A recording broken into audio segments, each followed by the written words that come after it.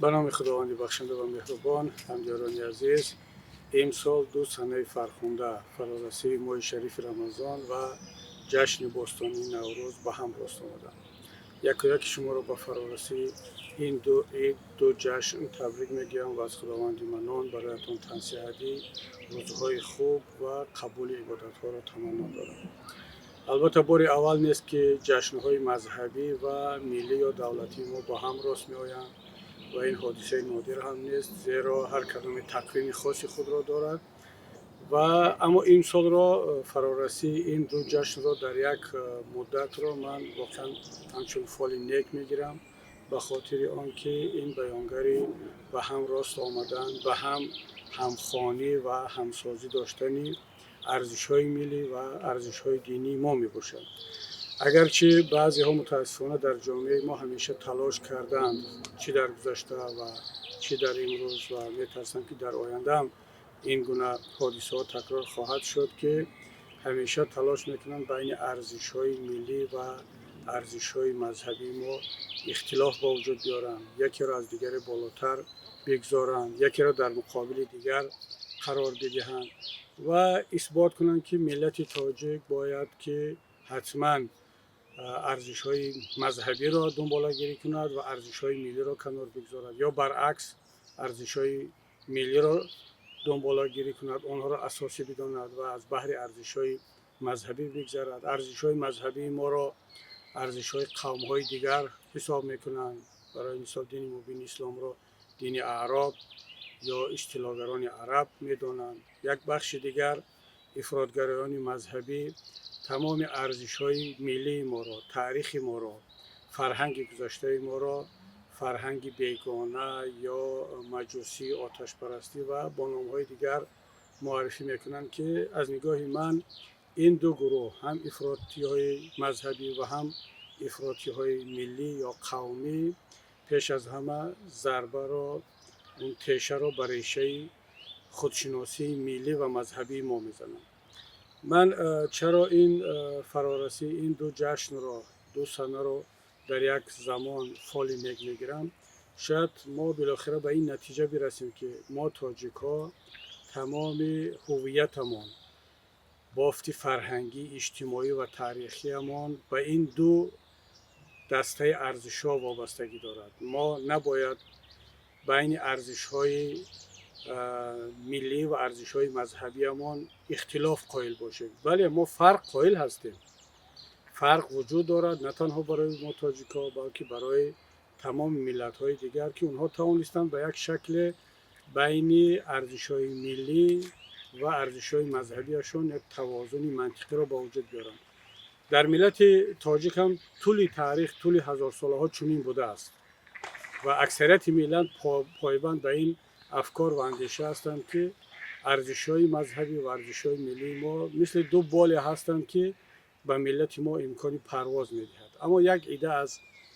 افراطگراها، چه مذهبی و چه ملی یا قومی، اینها همیشه دنبال گرم کردن بازار خود هستند، با راه اختلاف انداختن علیه ارزش‌های یک گروه دیگر صحبت کردن و همیشه ارزش‌های خود را بالاتر از ارزش‌های دیگران گذاشتن. و نباید همدیران عزیز فراموش کرد که بیشتر این گونه حالت‌ها در کشورهای عقب مانده، در کشورهای دیکتاتوری و در ملت‌های رخ می‌دهد که در حال گذریش هستند، در حال رها یافتن از این مشکلات هستند. اما حکومت‌های دیکتاتوری معمولاً از این گونه حالت‌های اختلاف انگیز و اختلاف انداختن حکومت کردن خوب استفاده می‌برند. اینها همیشه نیاز به یک گروه‌های افراطی دارند، چه افراطگراهای دینی که باید به ارزش‌های ملی یا تاریخی اون قوم هجوم کنند، چه افراطگراهی یا فتنه اندازها، پرووکاتورهای ملی یا قومی که اینها به ارزش‌های مذهبی و دینی مردم هجوم میکنند و احساسات آنها را برمی‌انگیزند و استفاده از همه اساسی را در این گونه حالت‌ها حکومت‌ها میبرند، حکومت‌های دیکتاتوری و خودکامه میبرند، چون در اختلاف این دو گروه ها، دو گروه اصلی همه گونه جامعه، که یک گروهش این کسانی هستند که بیشتر پایبند به ارزش‌های مذهبی هستند و یک گروه دیگر بیشتر پایبند به ارزش‌های ملی یا دنیوی یا وطنی، در اختلاف این دو گروه اساسی اینا همیشه فایده خود را میبینند و مثل همون مقال که آب لای کرده ماهی خود را میدارند و وقتی آن رسیده است که ملت با همه قشرهایش، با قشر مذهبی، قشر ملی، قشر دنیوی، حتی کسانی هم که بیدین هستند، باید اطراف مسئله های عمده ملت جمع شویم، فکر کنیم. امروز مشکل اساسی ملت ما مشکل فقر و کمبزاعتی است، مشکلات اقتصادی و اجتماعی است، کمبود آزادی ها است، کمبود انتخابات شفاف است، اصلا نبودن حقوق انسان هست که دیگر اون فرق ندارد شما مسلمانید، شما زردشتید، شما مسیحی هستید، اصلا شما پیرو یگون دین نیستید، وطن را دوست می‌دارید نمی‌دارید، شما همه شهروند تاجیکستان هستید و شما گرفتار این مشکلات هستید. حکومت دیکتاتوری هم به خاطر آنکه دقت مردم را از مشکلات روزمره اقتصادی، اجتماعی و سیاسی و حقوقی دور بیاندازد، همیشه جامعه را گرفتار این گونه بحث‌های میکند که در آن اختلاف است، در آن برخوردها هست، در آن فتنه ها هست، مردم قشرها به یکدیگر در میافتند. بعد همون حکومتی که با پروژه یا طرح‌های مخصوص این بحث‌ها را به وجود آورد، باز خودش در نقش صلح آفرین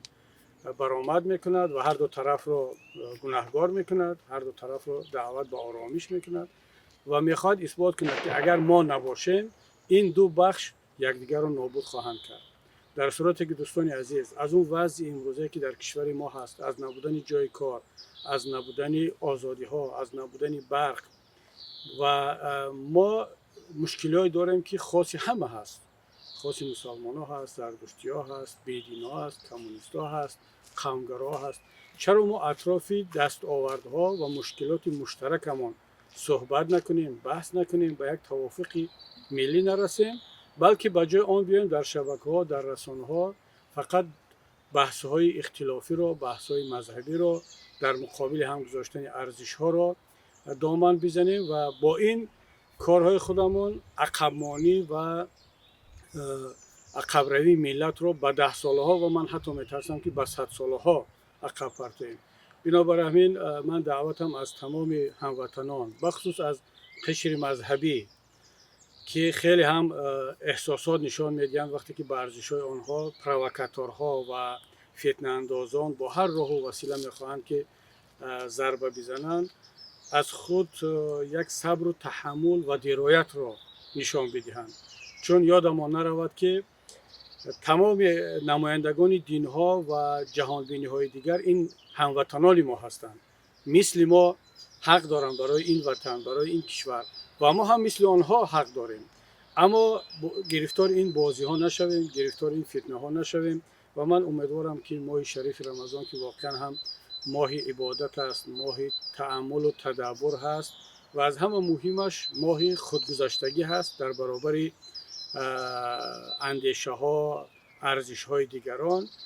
خیلی فرصت مناسب است که بیشتر بالای مشکلات ملی فکر کنیم، مشکلات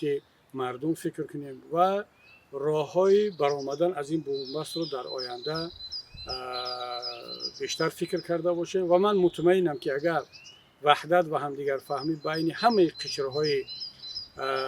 ملت باشد، این مشکلات ما هر چه زودتر برطرف خواهند شد. یادمان نرود که در زندانهای تاجیکستان همه گونه قشرها هستند، برادران و خواهران مذهبی هستند، برادران و خواهرانی هستند که اندیشه ملی دارند، روزنامه‌نگارانی که اصلا هدفشون رشد و نموی ملت و کشور ما بود. اما وقتی یک حکومت دیکتاتوری آنها را وارد زندان میکند، او فکر نمیکند که اینا